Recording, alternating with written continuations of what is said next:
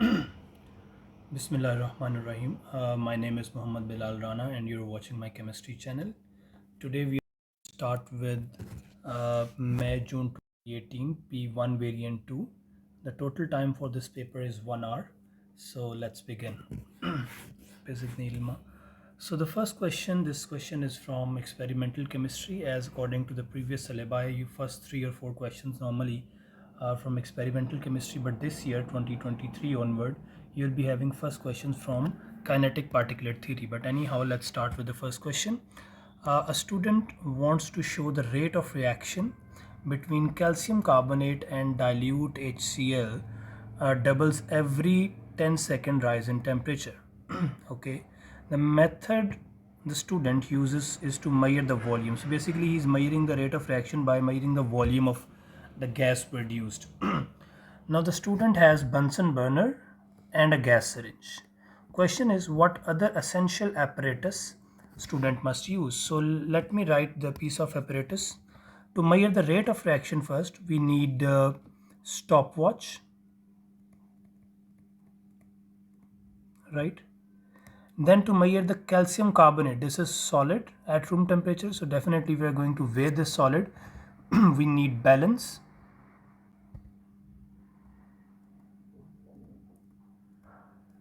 And dilute HCl, we need to measure the volume. Since it is HCl, we need measuring cylinder.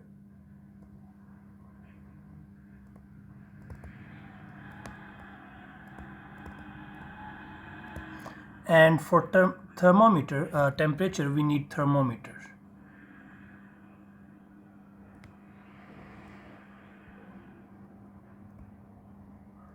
Okay, so we need balance. We don't need burette and pipette. We need balance. We need measuring cylinder, stopwatch or clock, and thermometer, which mean that all 4 options are correct for B. B is the correct answer. We don't need pipette, and C or D are therefore incorrect. Question number 2, it says which mixture can be separated by its components by first adding water, then stirring, then filtering. Okay, so these steps we follow for those kind of mixture where one of the mixture is soluble in water and other is insoluble. For instance, if you look at this first option, calcium carbonate and sodium chloride, these are two salts. This calcium carbonate is insoluble in water and this is soluble in water at room temperature.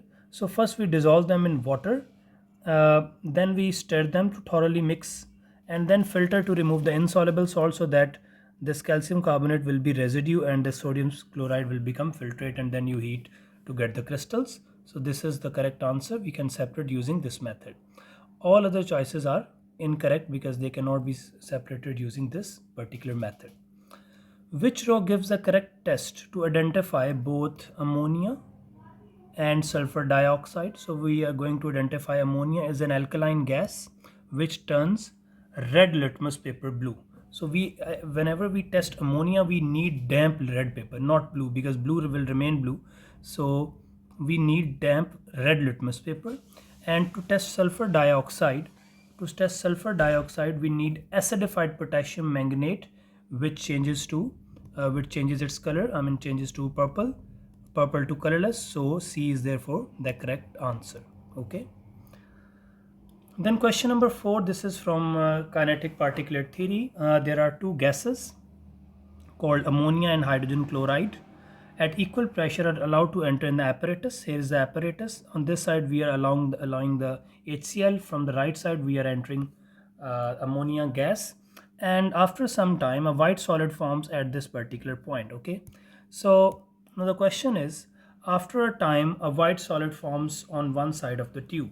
Which statement explain why? So why the white solid forms in the position?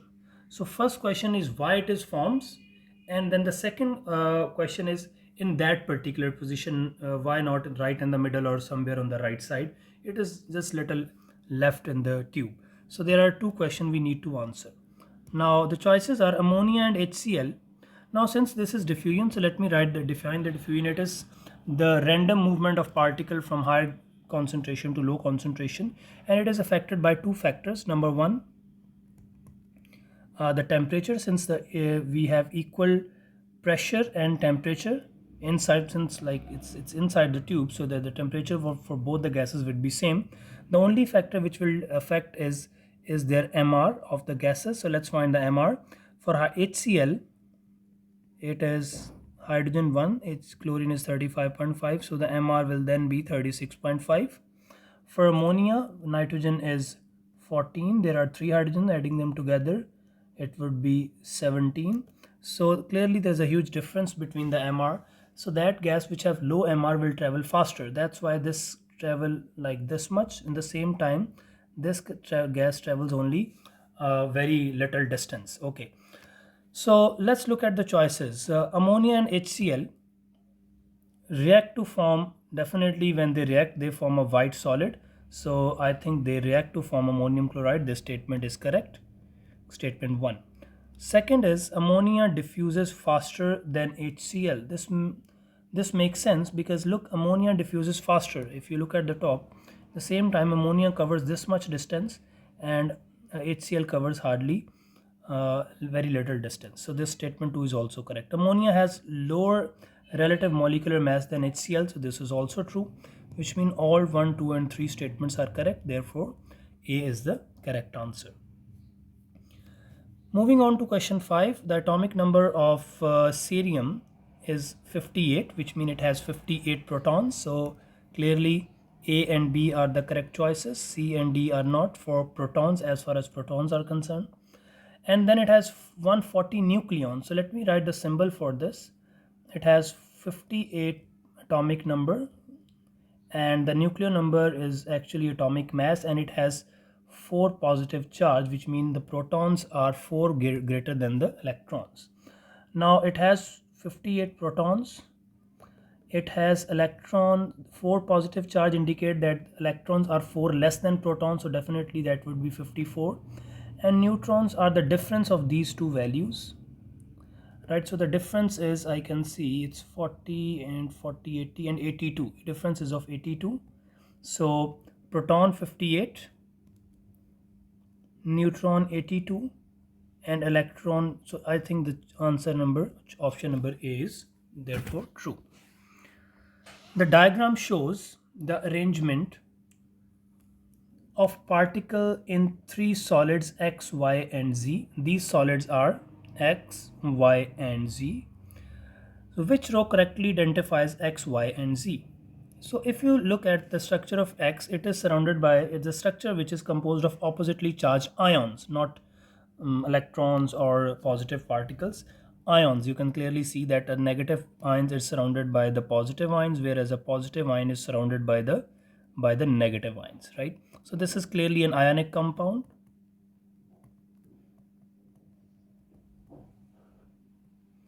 Y has positive ions and CF delocalized electrons, so it is clearly a metal. Whereas Z is not a metal nor a simple molecular structure. This seems to be a noble gas, which are unreactive. Okay, so let's look at the choices. X is an ionic compound, which means A and B are not the true choices.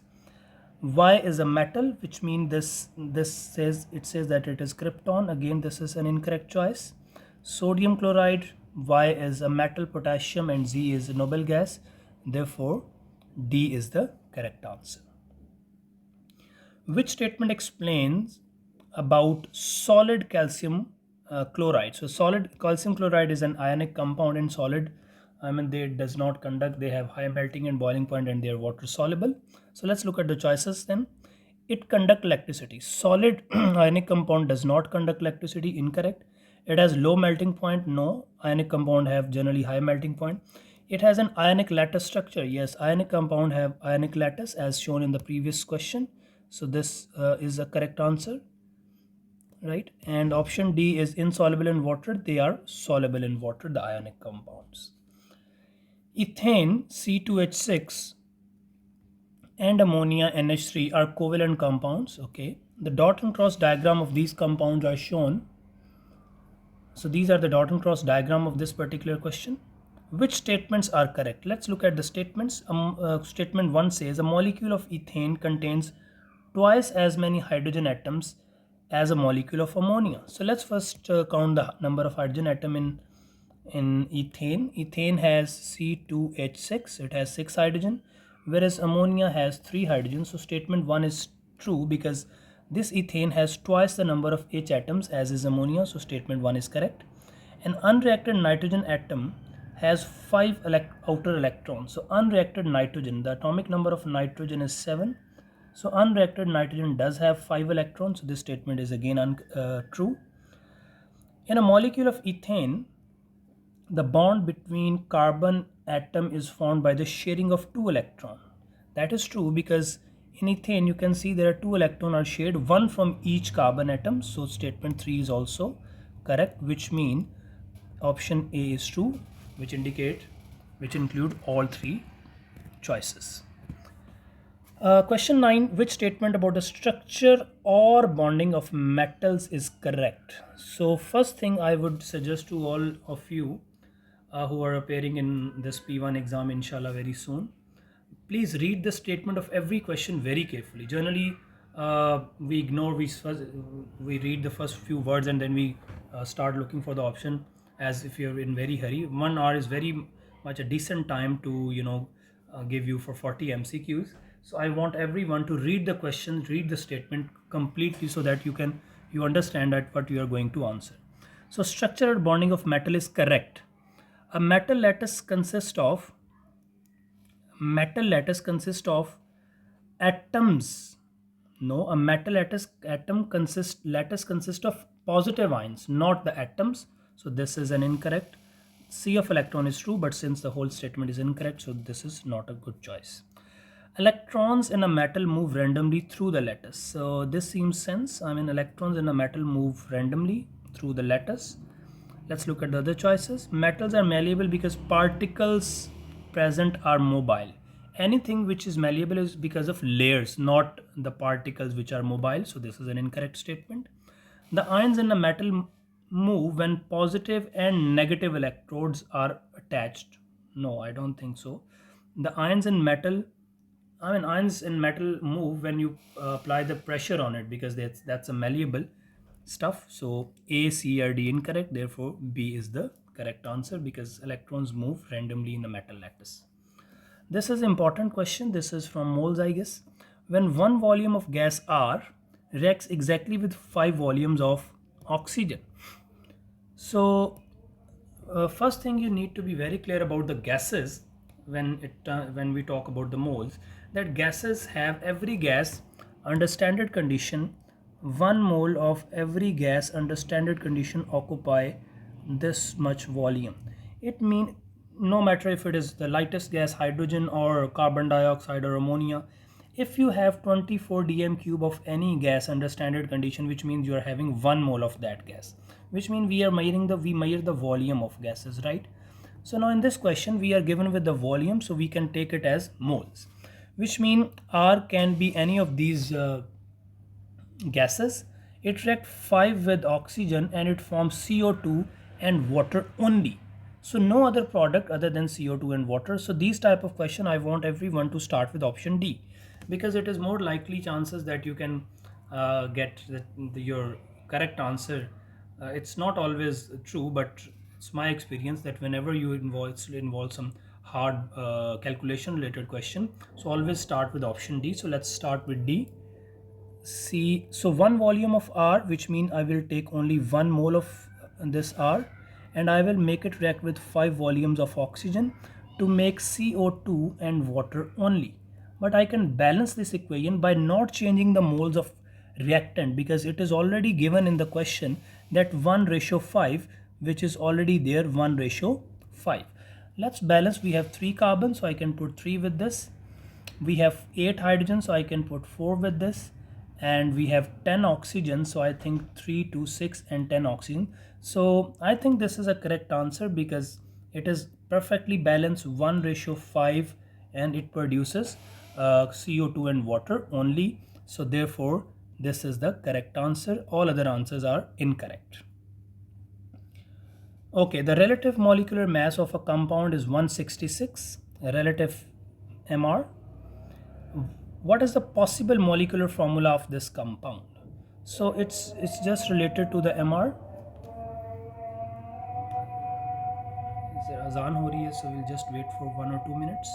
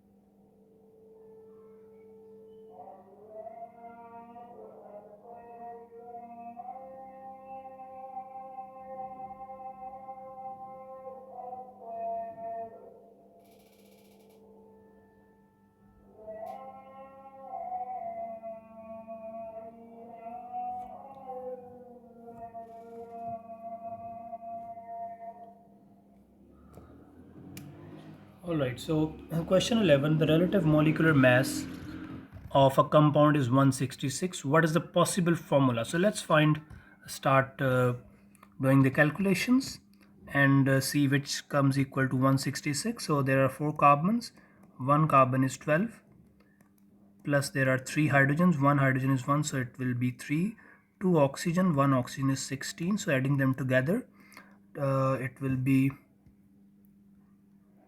48 plus 3, and this will be 32. Okay, so let me do the calculations.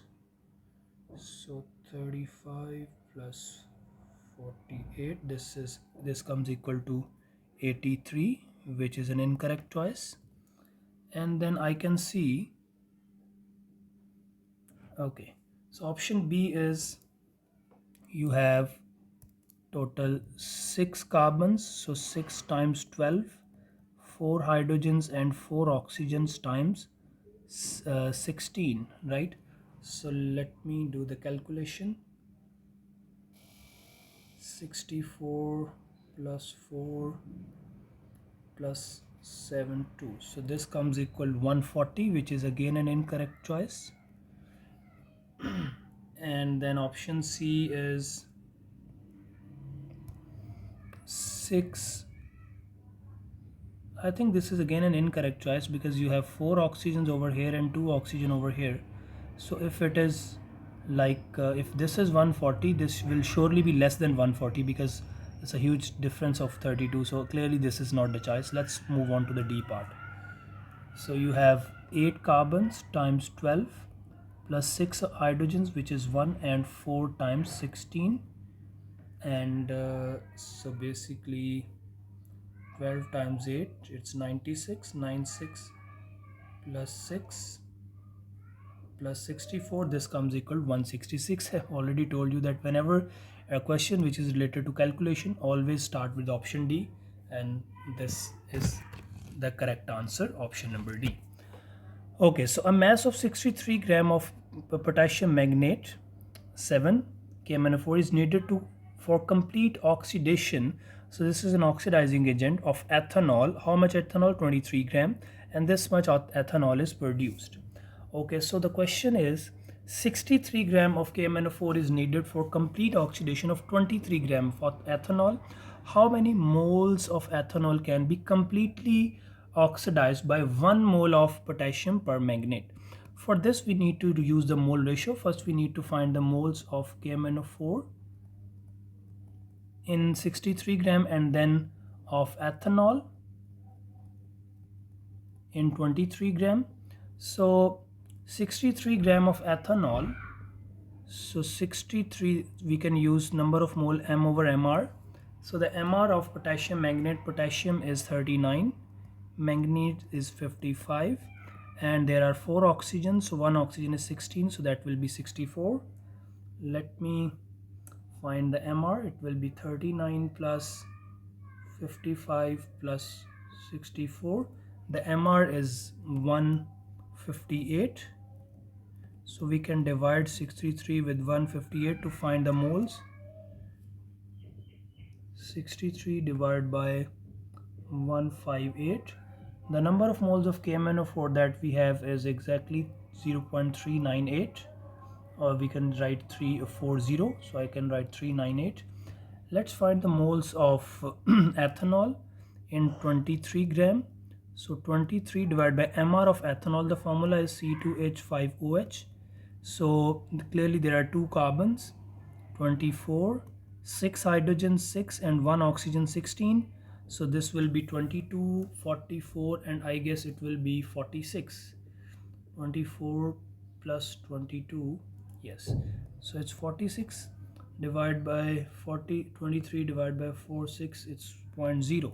So if you have 0.398 gram of KMnO4, you can oxidize 0.5 moles of alcohol.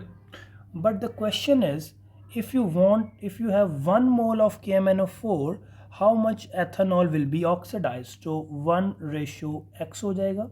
You can do the cross multiplication, and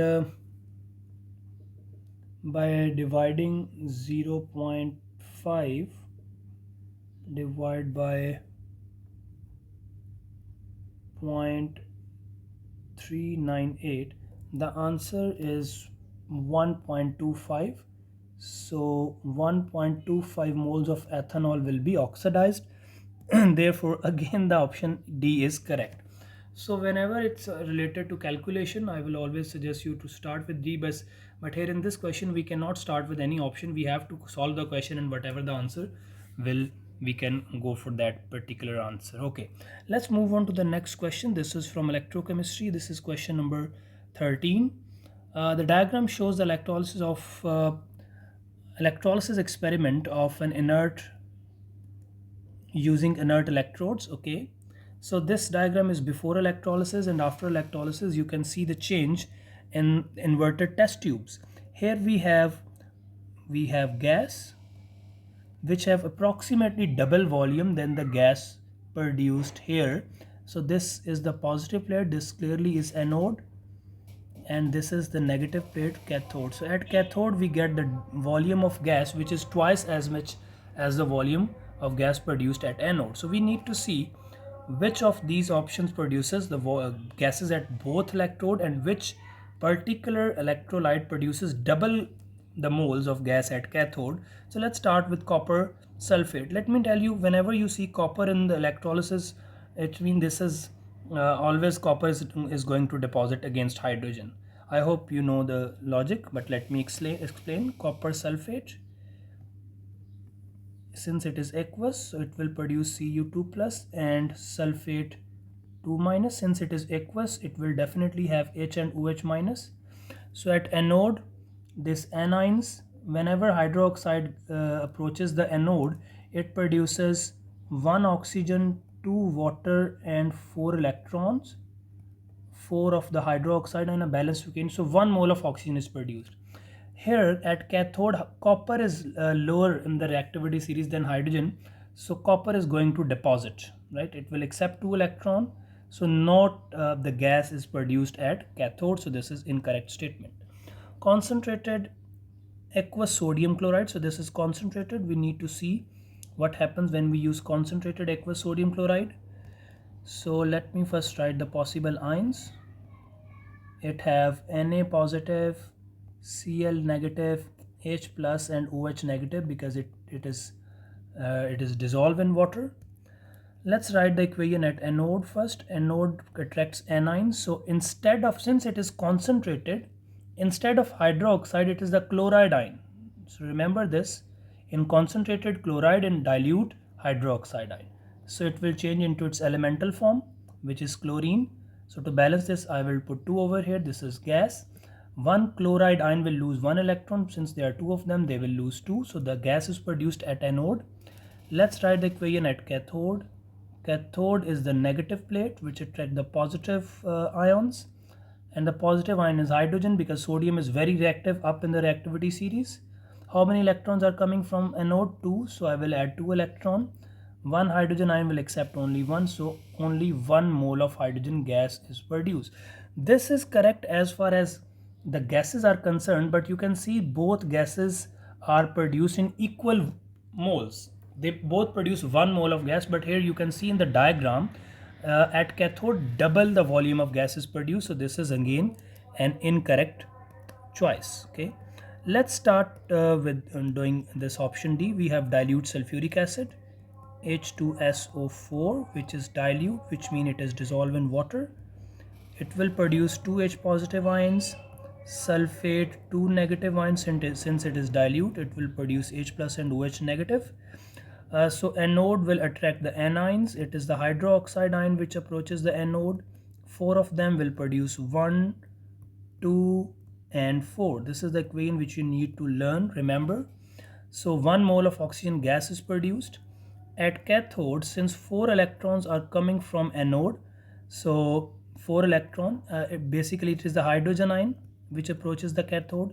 4 electrons are coming to balance 1 hydrogen ion needs 1 electron, but we have 4 electrons, so there definitely be 4 hydrogen ions. Hydrogen is present as H2. To balance this, I will put 2 over here. So now clearly you can see at cathode we have 2 moles of hydrogen gas which are produced. At anode 1 mole of hydrogen gas is produced. Therefore this is correct option. Ethanol is hardly electrolyzed because that's an organic compound, so C is therefore the correct answer. Magnesium can be produced by the electrolysis of molten magnesium chloride. This is important, molten, right? So whenever you have a molten salt, here we have magnesium chloride. The first part, since it is a metal, it is always deposited at cathode, molten, and the second, as far as it is, the second is collected at anode. So what products are formed? So we can see that magnesium is produced at cathode. Neither A nor C are the correct option, and anode attracts chloride. So basically it is the option B because anode pick chlorine and cathode pick magnesium. So this is B is the correct answer. The diagram shows the apparatus that can be used to extract the aluminum from its ore. Okay, so we have labeled some of the substances as J, K and L. What are J, K, L? Okay, this we can identify this. This is a little trickier question. L is basically molten aluminum which is extracted as a result of this electrolysis. So this J is basically aluminum. Aluminum, it is metal, it will definitely be attracted toward cathode, which means these dotted area, this dotted lines are cathode. This is cathode, right? Okay, then this particular substance labeled as G is your anode, which is the positive terminal. And this particular substance labeled as K, which is your electrolyte, will definitely be aluminum oxide plus cryolite, right? So let's look at the choices. Your J is anode, which is the positive terminal, so C and D can be the option. K is aluminum and cryolite, so this is aluminum and cryolites, which mean D is the correct answer. L is molten aluminum, so D is the correct answer. A reaction is exothermic, which means it releases heat. Which diagram shows the correct energy profile diagram for the reaction and correct enthalpy change? First, you need to notice two things: energy profile. Need to make sure whether it is exothermic. A and B both are endothermic because product are up. So these are clearly not the correct choices. C and D can, but the second statement, which is shows that correct enthalpy. An exothermic reaction in which heat is given out, and this is your product and these are your reactant. So the arrow is always toward the product side. In this option C, the arrow is up, which is incorrect. Therefore, this D must be your answer. Which fraction of petroleum or crude oil is used in aircrafts? So generally aircraft, this is an information based question. Aircraft we use kerosene or paraffin, and all other have different particular uses. The equation for the photosynthesis is shown, where 6 moles of CO2 reacts with 6 of water to produce 6 of oxygen and 1 of glucose. Which statement about photosynthesis is correct? It has negative enthalpy change. There is, photosynthesis has positive enthalpy change because it absorbs sunlight and it is an endothermic reaction. So incorrect, first statement.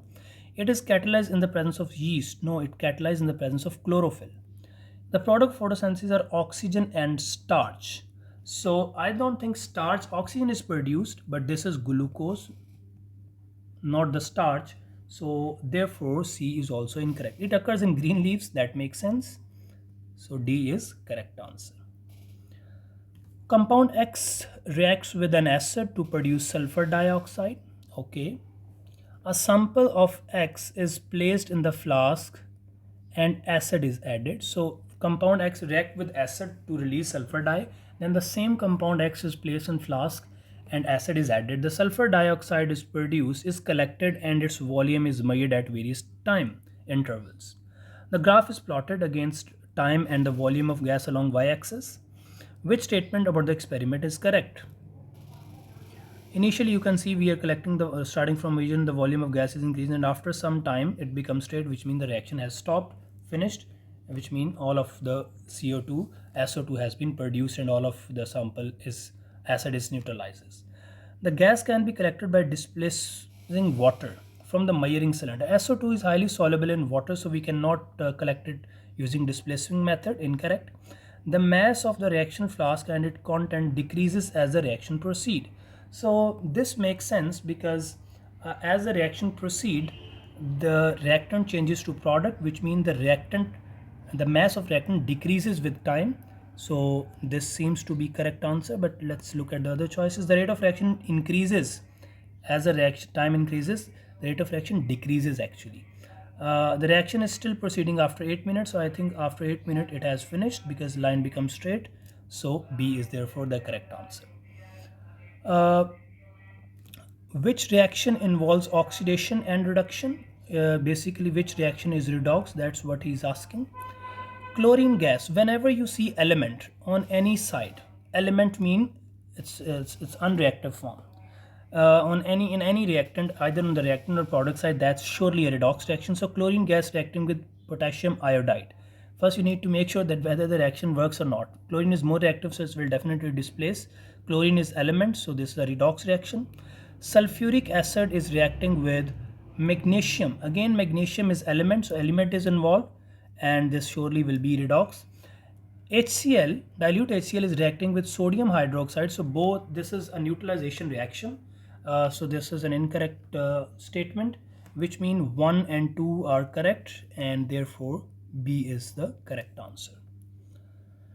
Nitrogen reacts with oxygen in equilibrium, and you can see one of nitrogen reacts with 1 mole of oxygen to produce 2 moles of NO, nitrogen monoxide. Enthalpy is positive.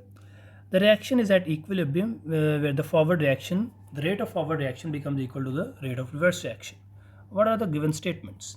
The concentration of nitrogen present will change with time. No, at equilibrium the concentration becomes constant. That is one of the characteristics of equilibrium, and there's a other characteristic of equilibrium, that it occurs or it is achieved only in closed system. The forward reaction and the backward reaction are taking place at same rate. That is correct, because at equilibrium the rate of both sides become equal. Forward reaction releases heat. Forward reaction, as you can see, it is absorbing heat, so incorrect. There are more molecules, all other are incorrect. Lead oxide reacts with dilute nitric acid, neutralizing the acid. Lead oxide also reacts with, okay, so lead oxide react with acid in the first half, and secondly the same lead oxide is reacting with sodium hydroxide, which is alkali. Clearly this is amphoteric, because any substance which react both with acid or base is amphoteric. Therefore, which word best describe lead oxide? Any substance which react both with acid and alkalis is amphoteric. Which pair of reagent most suitable for the laboratory preparation of copper chloride? Copper 2 chloride, so the formula is CuCl2. Aqueous copper nitrate and aqueous sodium chloride. So since both are soluble, copper nitrate NO3 aqueous and aqueous sodium chloride, they both are water soluble, so it's very difficult to prepare, to mix, to actually let's first react. You'll get copper chloride and you'll get sodium nitrate. Again, both products are water soluble, so it's very difficult to separate them and to collect copper chloride separately, right? So this is a difficult method. Copper and chlorine. Copper is generally, it's very you can say it's not present in the purest, in its purest form, so it is very difficult to react generally copper with chlorine, so incorrect method. Copper and dilute HCl. Copper is below hydrogen in the reactivity series, and it cannot displace hydrogen to make copper chloride, so this is not possible. So therefore A, B, C are incorrect choices. Copper oxide and dilute HCl, yes, this can work, so therefore this is your correct answer. The compound shown can be used as nitrogenous fertilizers.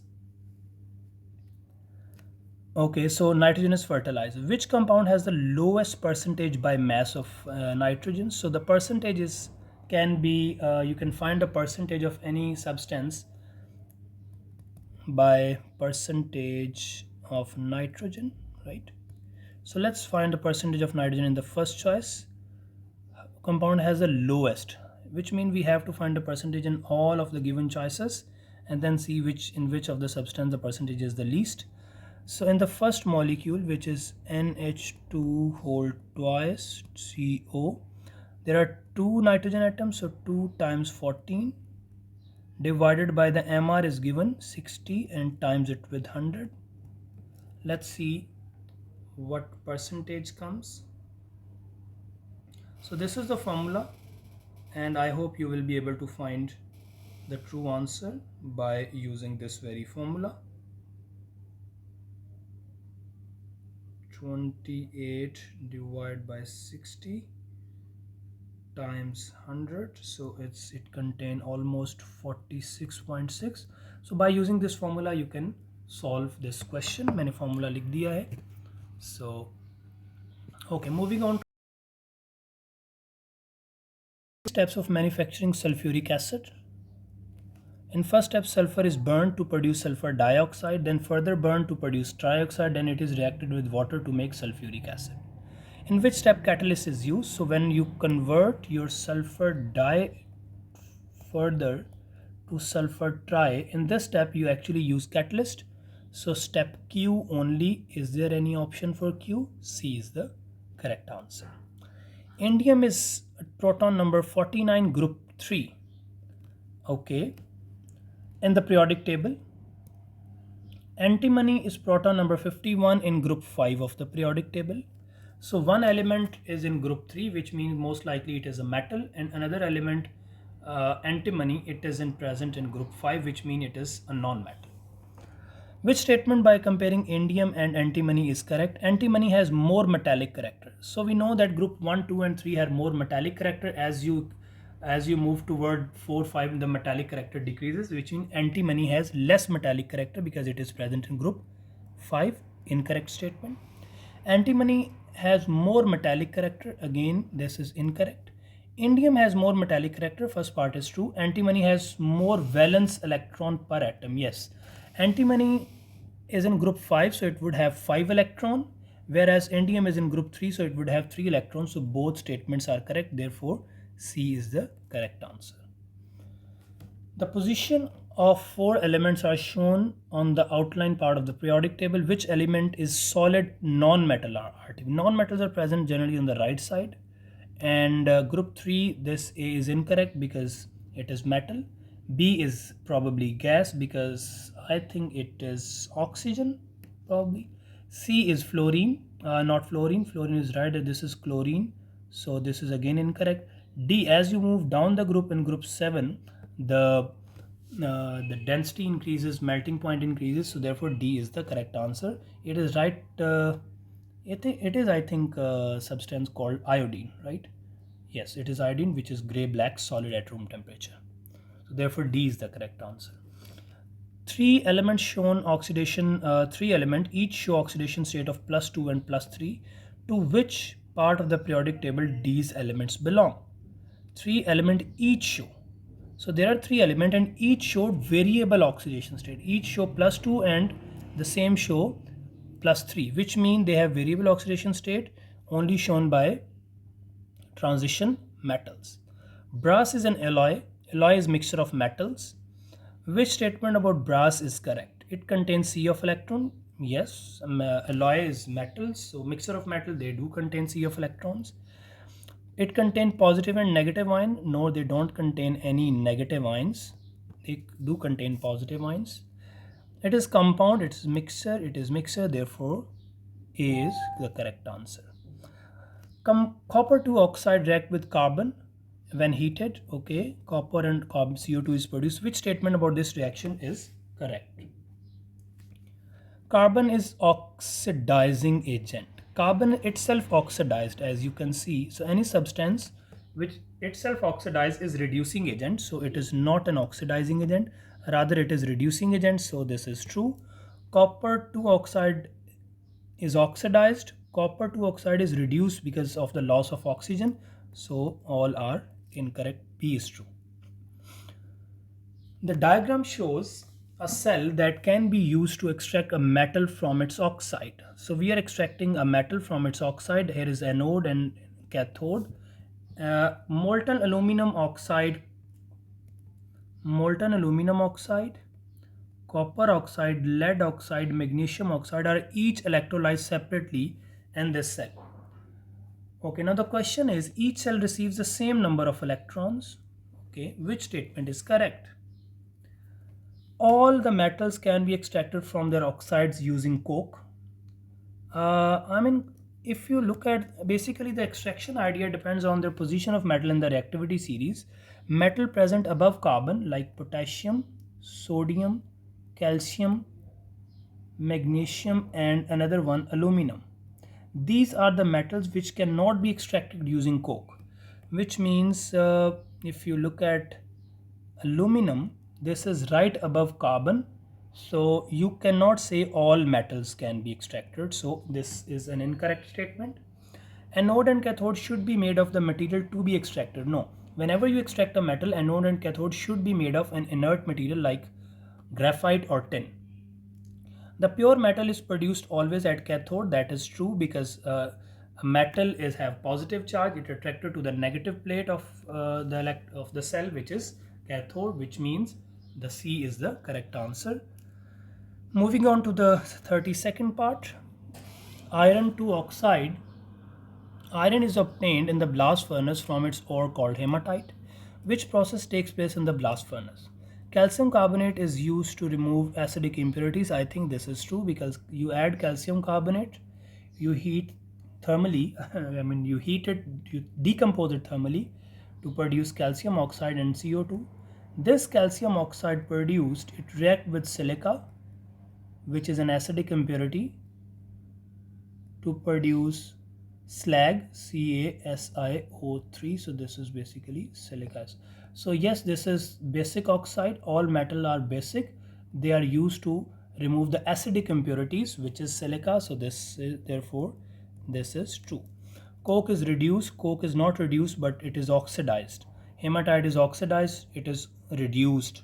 Hematite formula Fe2O3. So it is reduced to Fe, not oxidized by the carbon monoxide. Hematite is not undergo thermal decomposition, but it is undergo reduction. Aircraft manufacturers require a metal that has relatively low density. That's true. Resistant to corrosion. That is also true, which means A and B both are correct.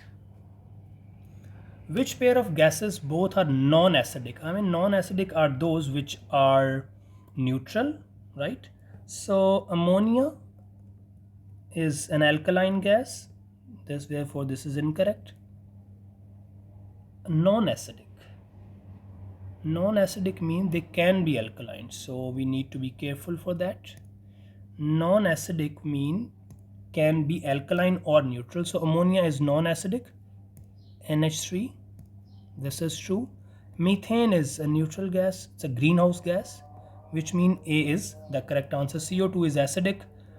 NO2 is acidic, and this both are acidic. So B, C, and D are incorrect. Sea water is desalinated to make drinkable. Which substance can desalination is used to remove the soluble salts? So this is not salt. This is not salt. This is, so D is the salt. So desalination is done. Which diagram shows the branched isomer of butane? So butane is when you have 4 carbon, each is bonded to 4 bonds covalently to either hydrogens or carbons, right? So this is butane, and we are looking for one of the isomer of it, right? Let's start with D. In D you can see, just wait, azan ho rahi hai.